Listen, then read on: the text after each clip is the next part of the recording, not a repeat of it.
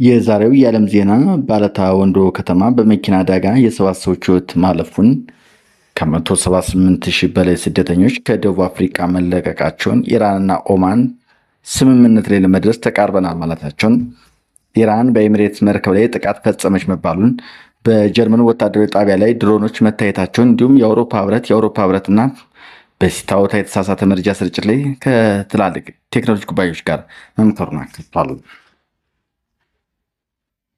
የኢትዮጵያ መንግስት ሀገሪቱን በሚቀጥሉት ጥቂት ዓመታት ወደ መካከለኛ ኢኮኖሚ እድገት እንደሚያስገባት ደጋግሞ እቅዱን ይገልጻል። ባለሙያዎችና የተቃዋሚ ፖለቲካ ድርጅቶች አመራሮች ግን አሁን በሀገሪቱ ያለው ግጭት አለመረጋጋቱ በዚህ ውጥን ላይ የሚታዩ አሉታዊ ተጽዕኖ ማሳረፉን ጋድ እየወጣ ነው በማለት በጥብ ላይ ጥያቄ ያነሳሉ። ጽምዶ ስለሚባለው ጥምረት ከተለያየ አቅጣጫ እየተንጸባረቁ ያሉ አቋሞች፣ የኢትዮጵያ መንግስት በጋራ ለመዋጋት የተቀናጀ ተብሎ የሚነገርለት ጽምዶ የሚባለው ጥምረት በተመለከተም ከተለያዩ አቅጣጫዎች ልዩ ልዩ አቋሞች እየተንጸባረቀ ነው። የኤርትራ፣ የትግራይ እንዲሁም የአማራ ሀያልነትን እያሰባሰበ ነው የሚለው ይህ ቅንጅት ወደ ከፍተኛ የትግል ደረጃ ለመድረስ ከትግራይ በኩል በግልጽ እየተነገረ ይገኛል።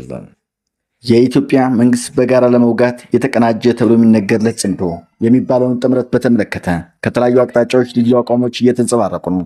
የኤርትራ፣ የትግራይ እንዲሁም የአማራ ኃይልን ያሰባሰበ ነው የሚባለው ይህ ቅንጅት ወደ ከፍተኛ የትግል ደረጃ ስለመድረሱ ከትግራይ በኩል በግልጽ እየተነገረ ይገኛል ይለናል ዲደብሊው። የኤርትራ መንግስት በትግል ወይም በኃይል መወገድ አለበት የሚሉ የሀገረ መንግስት ተቃዋሚዎች ይህ ጥምረት ጸረ ሰላምና ቀጠናውን የሚያተራምስ ውጤት ይኖረዋል ሲሉ አዲስ አበባ ላይ በሰጧቸው መግለጫዎች ተናግረዋል። በኬንያ የኢትዮጵያ አምባሳደር ባጫ ደበሌ ደግሞ ጦርነት ከተነሳ ቀጠናው ይሆናል ሲሉ ውጤቱም የኤርትራ መንግስት በሚባል እንዳይኖር ያደርጋል ሲሉ አስጠንቅቀዋል።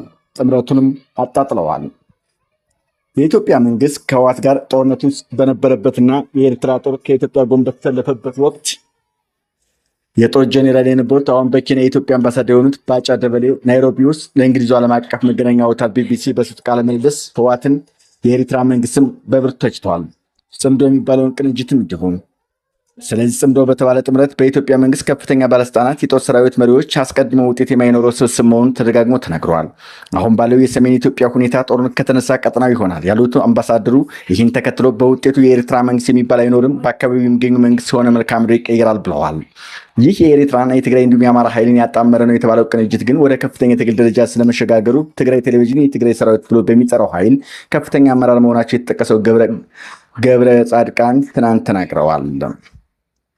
የኤርትራ መንግስት ተቃዋሚዎች ስለዚህ ጥምረት ምን አሉ?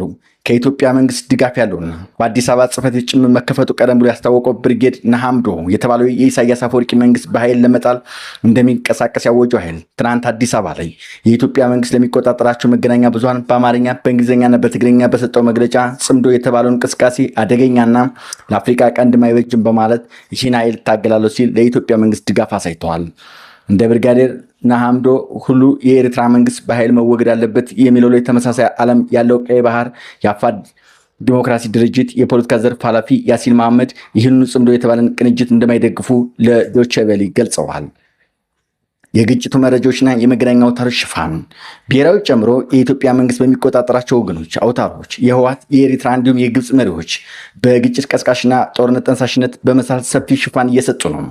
የኤርትራ መንግስት ማስታወቂያ ሚኒስትር የማነ ገብረ መስቀል የመገናኛ ብዙሃኑ በኤርትራ የተሳሳቱና ግጭት ቀስቃሽ የሆኑ ስድቦችን፣ አሉታዊ ዘገባዎች በየቀኑ ለማሰራጨት ከፍተኛ እንቅስቃሴ እያደረጉ ነው ሲሉ ከዚህ በፊት መግለጻቸው አይዘነጋም።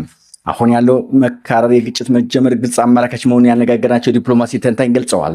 ተንታኙ ይህን ያሉት በፕሪቶሪያ ግጭት የማቆም ስምምነት ትጥቅ የማስፈታት ሂደት፣ የሰብአዊ እርዳታ አቅርቦትና የሰራዊት መልሶ ማዋሃድ ስራዎችን ይቆጣጠራል የተባለው የአፍሪካ ህብረት የክትትል ማረጋገጫና ማስከበር ተልዕኮ በስራ መቀጠል አለመቀጠል ማሳያ ጭምር ነው።